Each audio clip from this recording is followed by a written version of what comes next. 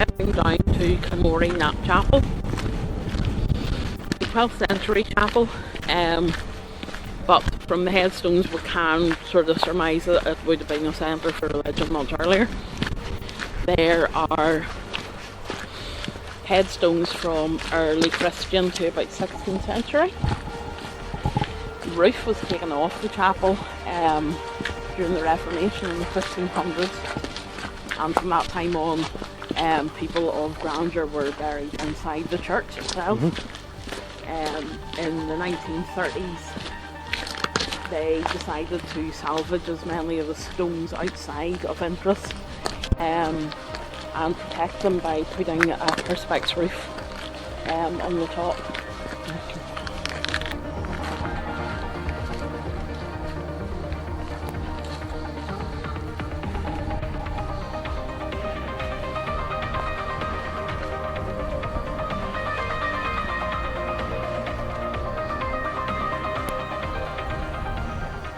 Excuse me, I'm having my lunch.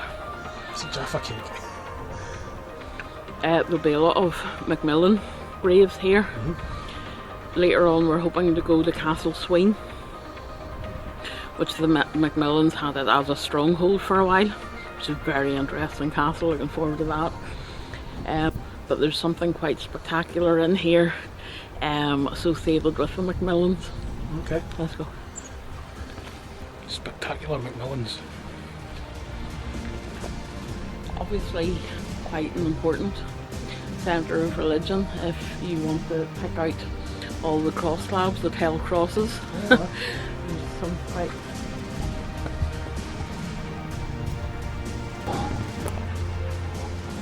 That is the coolest door. That's going to go on your, have to go on your Facebook album for doors. Doors of Argyll. Yeah, Julie likes doors.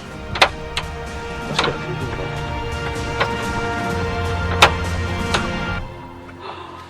Wow. Oh my goodness. Wow.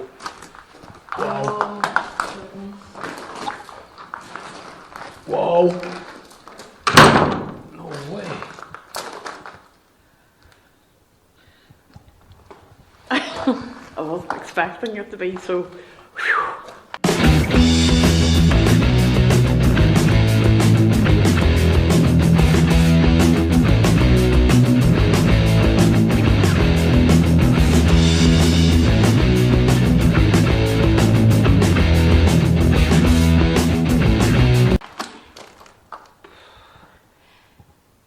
That's what's so spectacular. That is the Macmillan cross that was dedicated to Alexander Macmillan. And I'm totally blown away by this place. Wow. These are the earlier stones. And they sort of set everything out pretty much in chronological order. I'm just seeing things that I've researched. I'm like, oh my goodness. They sort of set stuff out pretty much in chronological order. There are wee jobs here that sort of explain what the stones are. Do you? No, I've done quite a lot of research on this because I was looking forward to coming. We had discussed when we were at 𝕬𝖊𝖈𝖕 that a lot of the stones that were down there, again, we'll do a video on this, this was pre-YouTube, we went to 𝕬𝖊𝖈𝖕 and 𝒪𝖃, but a lot of the fabulous stonemasons on Iona would have been brought down to 𝕬𝖊𝖈𝖕 to do a lot of carving. Now, this is all local stone. There are those who suspect that the stone was taken to Iona to be carved and brought back. I would suggest that since the Ionan stonemasons, did go to the likes of 𝕬𝖊𝖈𝖕, that they came out here as well. This is one of the earliest examples of their work, and yeah, that's supposed to be one of the Iona guys. That's 14th, 15th century, that one. but the detail, considering how old it is pretty right there. This is the Macmillan cross, the Clan Macmillan of Knap. Had Castle Sween as their stronghold in the 1450s. At the top of this cross, you can see Mary on the left hand side and what is a depiction of St John on the right hand side, with obviously Christ crucified in the middle. He's got really big hands. On this side you'll obviously Celtic knotwork. Right in the centre of the Celtic knot is a dog chasing its tail. So Mr Macmillan was obviously very fond of his dogs. There is obviously the depiction of stems and leaves, which is obviously a depiction of creation, which we have discussed on the other crosses. But as we travel further down, the detail on the deer and the hunting dogs, and there he is himself with his axe. You can see Gaelic just underneath him. I'm actually blown away. Is that the original cross? Yes, this is the original cross. It had sat outside until 1981, and it was brought indoors in 1981. That's the original cross. It's stunning. not a recreation end. Yeah. That is mental. Just the detail on that dog.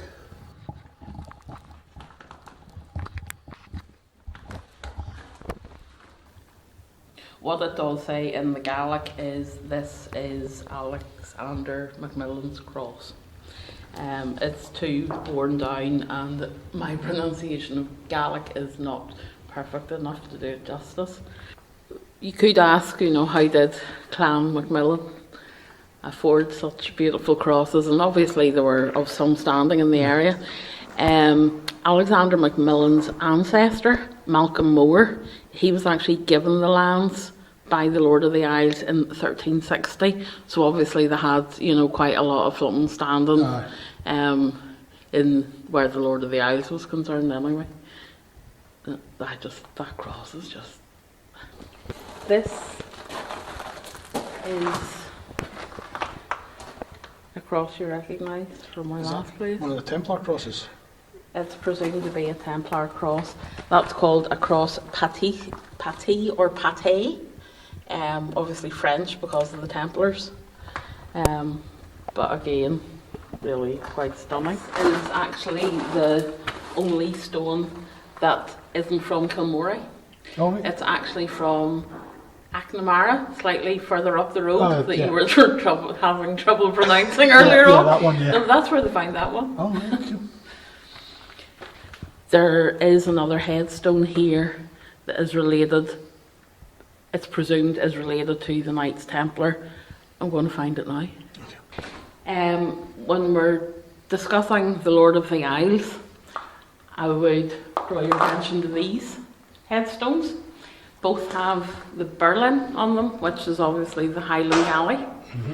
And that would apparently have shown allegiance to the Lord of the Isles if you had one of these on your grave slab. Oh, of course, the McDougalls had them on theirs. Yeah. Also things like we have some Celtic crosses, some animals, and some shears, which is presumed to be sort of a subtle suggestion of what these guys were doing as a living when they weren't wielding their swords for the Lord of the Isles or the Macmillans or whoever they were part of the clan to. So they were sheep farmers and... Sheep, well, the shears might be sheep shears, or they could be clothiers. And I think what's nice about a lot of headstones today, it says John Brown died 1947, and that's it. These headstones have a clear indication what they did in their day-to-day life as well. Talking about Knights Templar. Yeah. The general consensus is that the symbol for the Knights Templar is this L shape symbolising set square. Yeah. Which again is, a denotation that he was probably a Knights Templar. Obviously, all this is historians think these and surmise these and hope that they're going to be right. Actually, I'm just looking at the cross on that as well. Underneath the figure of knight. Yeah, that's the Knights Templar cross, doesn't it? Yep. Yes. Basically tells you the guy's story. He was a knight of the Templar. There's his Templar cross. And obviously he supported the Lord of the Isles. And he's standing on the dog. And he's standing on a dog. He must have been an animal lover like yourself. Kilmory, where we are. Kill is from the Kill meaning church. Yeah. Mory is from our friend who we've met before, 𝕶𝖓𝖆𝖕. Oh, jeez. Right, okay. These are very oldest of the stones. Very early Christian. Even though this is what's left of a 1200s church, they do believe that there was a Christian settlement here well before the year 1000 AD. This is a very unusual 15th century slab. Do you see what he's missing compared to all the others? A sword? Yeah. This guy is clearly a craftsman. He's wearing civvies. Before you said, yes, he does appear to have really short legs. But he's another John, like we met in the last bit of carved rock.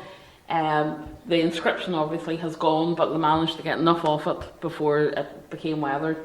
That it does say Johannes on it, and that he's John. Obviously, he was somebody of standing to warrant. I have never seen relief that depth on a headstone before, or a grave slab. This one here, again, it's presumed 14th, 15th century. What you notice about him is his robes are down to his ankle. They presume this would have been a bishop or one of the more important guys that, you know.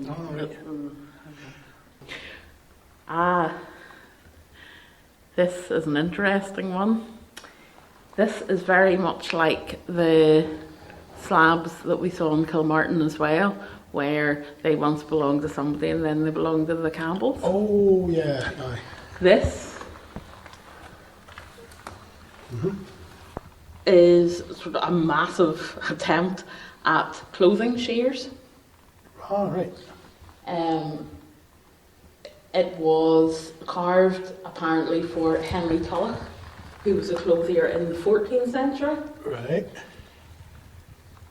If you go down to the bottom though, you will see hammer and tongs and an anvil.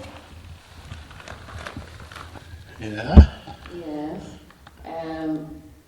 Because it was reused by 𝕬𝖆𝖈𝖒𝖕. And his metalwork tools were carved into the bottom of it. Oh, right. Oh, we've seen that before. Yeah. Where they've taken... They sort of reuse and add to. They've taken a grave slab and stood it up and carved and used it as a headstone. So, yeah. In fact, where was that? Was that Edinburgh or something we saw that first up north? I can't remember. Obviously, we've seen various indications of the Knights Templar, and the west coast of Scotland doesn't seem to be the most obvious place for Knights Templar to be about. Some historians are sticking their neck out and surmising that there was quite a good link between the west coast and these guys. I'll tell you why. Right, at the time, on these shores, Robert the Bruce had just murdered the Red Common. Pope Clement V had excommunicated him from the church. He had condemned everything Scottish. At the same time, on the continent, our Knights of the Templar were not making themselves the most popular, and they had to escape and flee France. And they presume a lot of them maybe came up the Irish Sea and landed in the likes of the east coast of Ireland, but a lot of them landed in the west coast of Ireland. Both them and Robert the Bruce obviously not feeling like the best friends of Clement V. They would have had things in common. There are other historians also who are sticking their neck out and saying that weapons from Knights Templar were starting to come from Ireland over here at that time, and that there is a chance that Robert the Bruce could have been flanked by Knights Templar at the Battle of Bannockburn. Now, records don't prove anything. Yeah. Obviously, everywhere we're going, we're seeing various bits of what could possibly be evidence of the Knights Templar, and it's up to people to make their own mind up. I am saying what I have researched. I'm not saying it's true. I'm not saying it's not true. I'm saying I would really like it to be true, because that makes history so much more interesting. Yeah, that's got me thinking about when Robert the Bruce died. He wanted his heart taken to the Holy Land, because he'd never been on crusades. Yeah. But he wanted after he died for his heart to be taken there. Can I wonder why would he do that? And if it wasn't possibly influence Was by it a basic Templars? religious thing, or was it influence? We'll never know. Yeah, that would be interesting to find out though. Wouldn't it? If these stones could talk. Right. This cross was carved, again, it's the Iona School of Carving. It was for Duncan Macmillan and his father Malcolm, and it was carved, they presume, around 1505. Alright. I don't know whether you can pick it up that well, but it does show a rider with a spear. Can't really see him, to be honest. So the back. There's somebody with a, you can see somebody there.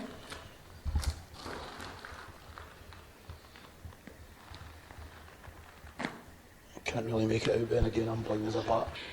This is a 14th, 15th century slab as well. It depicts a priest. You can obviously see he's praying.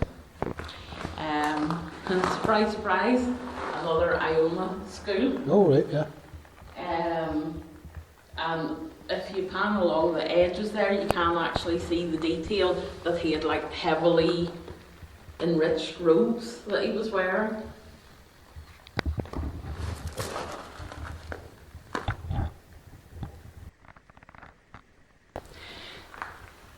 This slab here is not the Iona school. Surprise!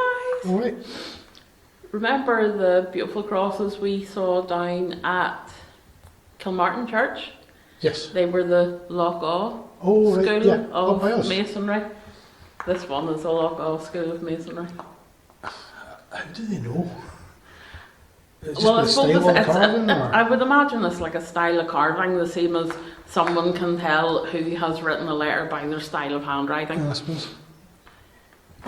This is another 15th century boy, and you can see the shears very, very clearly at the bottom, and the comb, which would indicate sheep and wool. Comb? Oh, right, oh, yeah, I was thinking comb for hair. I was like, what? This particular knight was very well groomed. I don't know. This is a locally carved one. We can see a dog quite clearly, a comb with a bird on it. Don't ask me the significance because nobody knows. We have shears, which obviously either a clothier or Inda's sheep in a big way. That sounds wrong. But you know what I mean. There's a round mirror. Oh, that's this way. Yeah, there? Right. that would be signifying a mirror. The dog apparently has a bell on his neck. You can't actually fit. You can't necessarily see it, but you can feel it. And then there's two random animals whose tails turn into the usual foliage that we see in many of the headstones. This one here, it's also very interesting. Iona carvery, 14th, 15th century. It was made for a John Carpenter and his brothers Macmillan and what is strange is 𝕶𝖓𝖆𝖕 appears again, even though he was supposed to be in the last one. John Carpenter's trade is referred to in the carving of a block of wood. There's two axes to the left of the sword hilt. You've got your wood and your axes. So that's what he did in his days off. Silly question, but how do they know the name of the guy who that belonged to? Or any of them? Well, in sort of 1700s, there were a lot of the graves that had been logged, and the headstones and that had been logged. Plus our friend Marion Campbell. Oh, of course. And Mary Sandeman were down here doing really very, very detailed surveys. So what we didn't get in the 1700s, I would imagine Mrs. Campbell and Sandeman got them in the 1930s, 1940s. No. Just a wee quick one. Our soldier here is one of the 𝕨𝖈𝖒𝖕 carvings. I would imagine the relief on that would have been quite substantial when you look at the sort of ears that they find in the graveyard. That's quite cool. This is, again, 14th, 15th century, bringing another school in, the Kintyre school this time. Right. What is very interesting about this is we have an otter and a salmon. So he was obviously a fan of the great outdoors on his days off. Oh, right. The salmon is actually very anatomically correct for the 14th, 15th century. What's baffling me is the level of detail on the carving up here for the chainmail. Yeah, it's very clear intricate. It's very clear that the amount of detail before weathering must have been really stunning. If you catch him right here, look at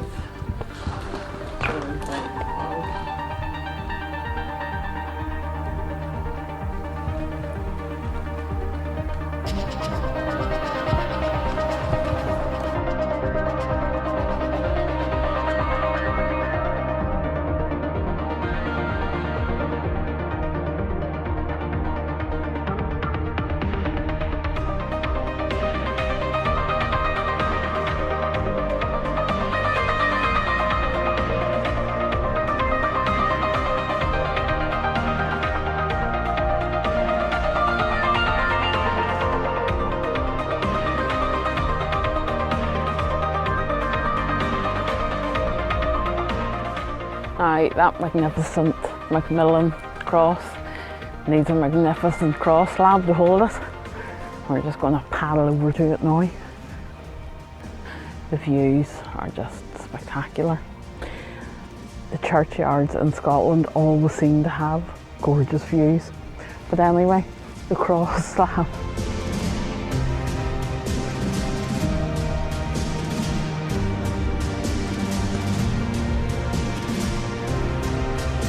Really quite a magnificent edifice, which it would need to be because that Macmillan cross is quite a magnificent cross. It is said that when it was in the corner of the chapel here, that it could be seen from out at sea. Did you notice anything unusual when we were in there about all of those headstones? Nope. We were all discussing men. Yeah. Where were the women? Do they get headstones? Nope. They don't at all? Turns out in those days, unless you were really, really on top of the food chain, that you got buried with your husband, and quite often there wasn't even a mention of your existence. Which is